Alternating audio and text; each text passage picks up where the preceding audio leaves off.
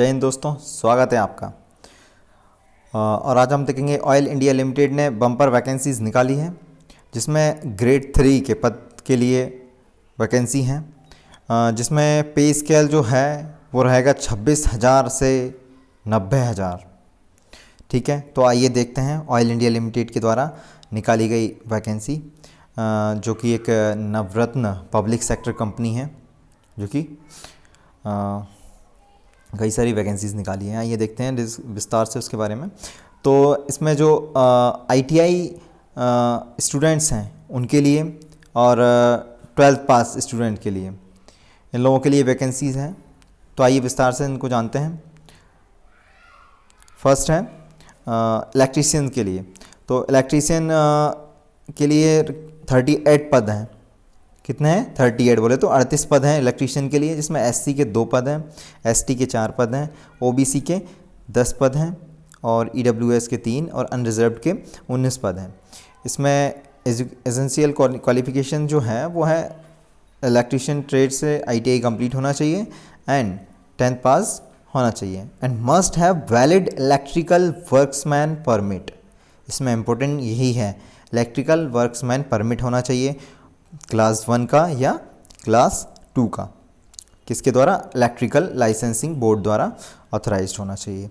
ठीक है, तो ये था इलेक्ट्रीशियन के लिए। नेक्स्ट पोस्ट है फिटर ट्रेड के लिए।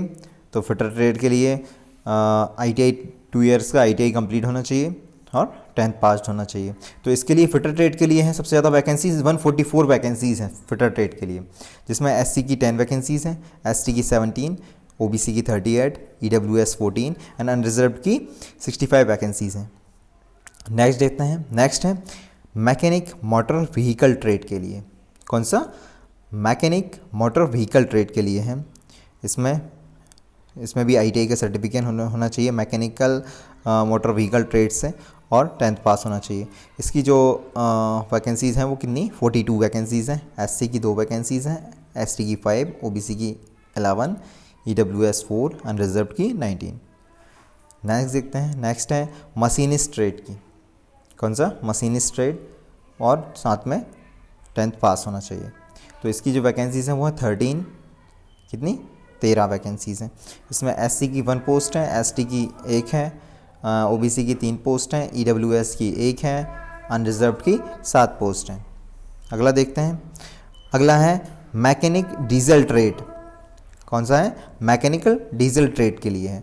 इसमें भी 10th पास होना चाहिए। इसकी जो नंबर ऑफ़ वैकेंसीज़ हैं वो 97 हैं, जिसमें एससी के लिए 7 हैं, एसटी के लिए 11 हैं, ओबीसी के लिए 26, ईडब्ल्यूएस 9, अनरिजर्व्ड के लिए 44 वैकेंसीज़ हैं। नेक्स्ट है इलेक्ट्रॉनिक मैकेनिक ट्रेड। कौन सा? Electronics mechanic trade. इसके लिए वैकेंसीज़ हैं 40 वैकेंसीज़ हैं इसके लिए। इसमें एससी के लिए 3, एसटी के लिए 4, ओबीसी के लिए 10, ईडब्ल्यूएस 4, अनरिजर्व्ड के लिए 19 वैकेंसीज़ हैं। आइए आगे देखते हैं। आगे है trade certificate. The certificate in the relevant course of 2 years duration from a government recognised institute must have passed from 10th from a government recognised board. ये जो और इसमें क्या होना चाहिए? Second class boiler attendant certificate. तो boiler का 2 years का सर्टिफिकेट होना चाहिए और बॉयलर अटेंडेंट का सर्टिफिकेट भी होना चाहिए। किसके? Component government authority. ठीक है, must possess valid and current second class boiler attendant certificate issued by competent government authority. ठीक है, तो बॉयलर का सर्टिफिकेट भी होना चाहिए बॉयलर अटेंडेंट का। ठीक है, और 2 years का कोर्स का सर्टिफिकेट भी होना चाहिए। तो इसकी जो वैकेंसीज़ हैं वो है 8 वैकेंसीज़। एससी के लिए 1 हैं, ओबीसी के लिए 2 हैं, अनरिजर्व के लिए 5 हैं। ठीक है, आइए नेक्स्ट देखते हैं। नेक्स्ट है टर्नर ट्रेड के लिए। किसके लिए? टर्नर के लिए। तो टर्नर के लिए वैकेंसीज़ हैं 4 वैकेंसीज़ हैं टर्नर के लिए, ओबीसी के लिए 1 है और अनरिजर्व के लिए 3 वैकेंसीज़ हैं। नेक्स्ट है ड्राफ्ट्समैन सिविल ट्रेड के लिए। ड्राफ्ट्समैन सिविल ट्रेड, इसके लिए जो वैकेंसीज़ हैं वो 8 हैं, ओबीसी के लिए 2 हैं, अनरिजर्व्ड के लिए 6 वैकेंसीज़ हैं। नेक्स्ट देखते हैं। नेक्स्ट है इंस्ट्रूमेंट मैकेनिक ट्रेड। कौन सा? Instrument mechanic trade. इसके लिए 81 वैकेंसीज़ हैं, जिसमें एससी की 5 हैं, एसटी की 9 हैं, ओबीसी की 21 हैं, ईडब्ल्यूएस की 8 वैकेंसीज़ हैं, अनरिजर्व्ड की 38 वैकेंसीज़ हैं। इसके बाद आता है 12th लेवल पे, 12th with physics, chemistry and mathematics. मतलब 12th होना चाहिए किसके साथ? फिजिक्स, केमिस्ट्री एंड मैथ्स के साथ होना चाहिए, जिसकी वैकेंसीज़ जो हैं 44 वैकेंसीज़ हैं, जिसमें एससी की 3 हैं, एसटी की 5, ओबीसी 11, ईडब्ल्यूएस 4, अनरिजर्व्ड 21 वैकेंसीज़ हैं। ठीक है, इससे कोई भी 12th पास व्यक्ति जिसने मैथ्स, फिजिक्स, केमिस्ट्री से 12th किया है वो अप्लाई कर सकता है। नेक्स्ट है trade certificate in surveyor trade. Surveyor trade से जिसने आईटीआई किया है उसके लिए वैकेंसीज़ 5 वैकेंसीज़ हैं, उसके लिए ओबीसी के लिए 1 हैं और अनरिजर्व्ड के लिए 4 वैकेंसीज़ हैं। नेक्स्ट है वेल्डर ट्रेड। तो वेल्डर ट्रेड के लिए वैकेंसीज़ जो हैं वो हैं 6 वैकेंसीज़ हैं वेल्डर ट्रेड के लिए, जिसमें ओबीसी के लिए 1 और अनरिजर्व्ड के लिए 5 वैकेंसीज़ हैं। नेक्स्ट है ट्रेड सर्टिफिकेट होना चाहिए आईटी एंड ईएसएम में, या फिर आईसीटीएसएम में, या फिर आईटी ट्रेड में सर्टिफिकेट होना चाहिए आईटीआई का, जिसके लिए वैकेंसीज़ हैं 5 वैकेंसी हैं, ओबीसी के लिए 1 है और अनरिजर्व्ड के लिए 4 वैकेंसी हैं। अब आगे देख लेते हैं क्या इम्पोर्टेंट है इसमें अपने लिए। तो इसमें जो एज लिमिट जो है वो जनरल के लिए 18 ईयर्स से 30 ईयर्स के बीच में रहेगा, एससी एसटी के लिए भी 18 ईयर से मैक्सिमम 35 ईयर तक रहेगा, और ओबीसी के लिए 18 साल से 33 साल तक का व्यक्ति होना चाहिए। ठीक है, और अपन देखते हैं आगे क्या है इम्पोर्टेंट। तो आगे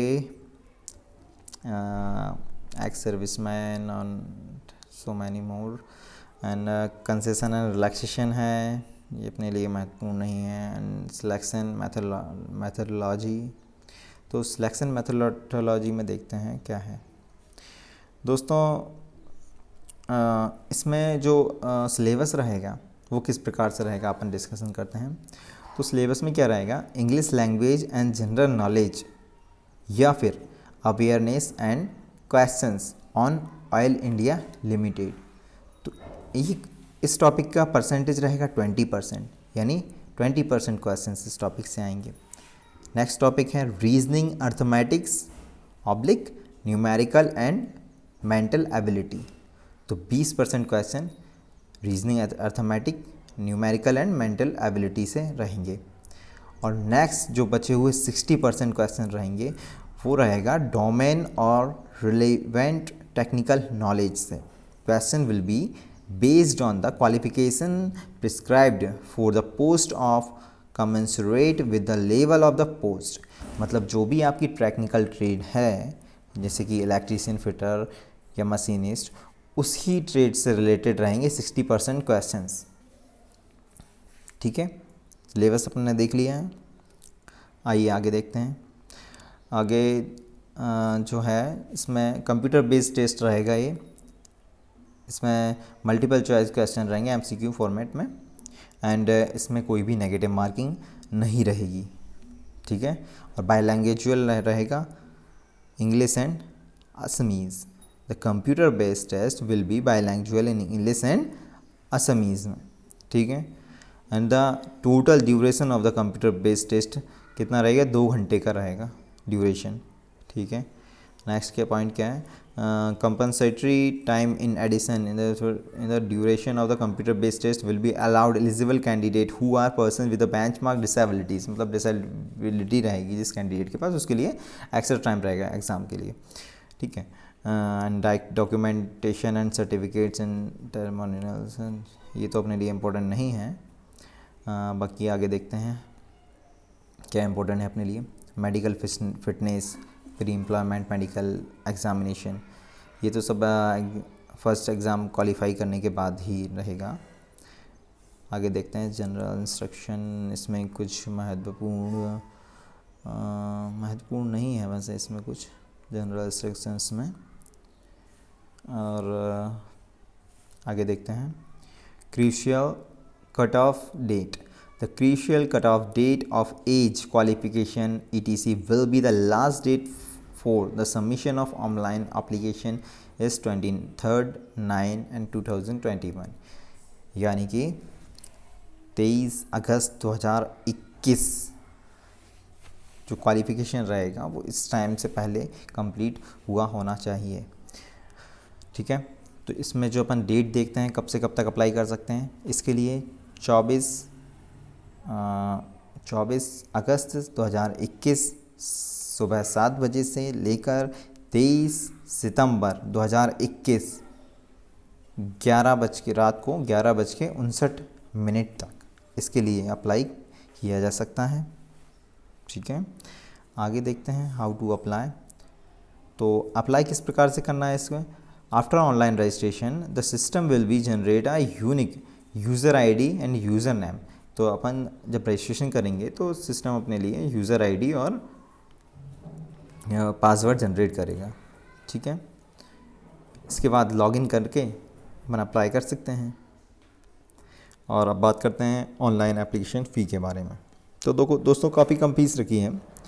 इसके लिए फ़ीस जनरल और ओबीसी कैंडिडेट्स के लिए रहेगा 200 रुपीज़।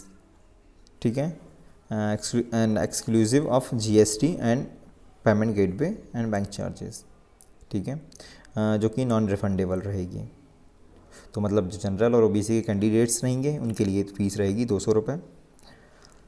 एंड आगे देखते हैं the online application fee must be paid through the payment gateway interested with the online application system for the concern post code payment of the online application fee by any other mode is not applicable, and payments moved through other modes will not be returned or refunded to the candidates. And दोस्तों जो SC ST और EWS persons with benchmark disabilities ex servicemen candidates are exempted from the paying the online application fee। तो दोस्तों जो SC और ST और EWS या फिर एक्स सर्विसमैन कैंडिडेट्स जो रहेंगे उनके लिए फ़ीस से रिलैक्सेशन रहेगा। मतलब इसके उनके लिए कोई भी फ़ीस नहीं चार्ज होगी, उनके लिए कोई फ़ीस पे नहीं करना पड़ेगा। ठीक है, तो दोस्तों ये सब आप www.oilindia.com पर जाकर अपनी जो वैकेंसीज़ निकली हैं उनके लिए अप्लाई कर सकते हैं। ठीक है, तो दोस्तों काफ़ी अच्छी वैकेंसीज़ हैं और इसमें ख़ास तौर पर काफ़ी अच्छी सैलरी। तो आप लोग अच्छे से तैयारी में लग जाइए और अप्लाई कर दीजिए, लास्ट तारीख का इंतज़ार नहीं कीजिए। तो दोस्तों इसी के साथ धन्यवाद।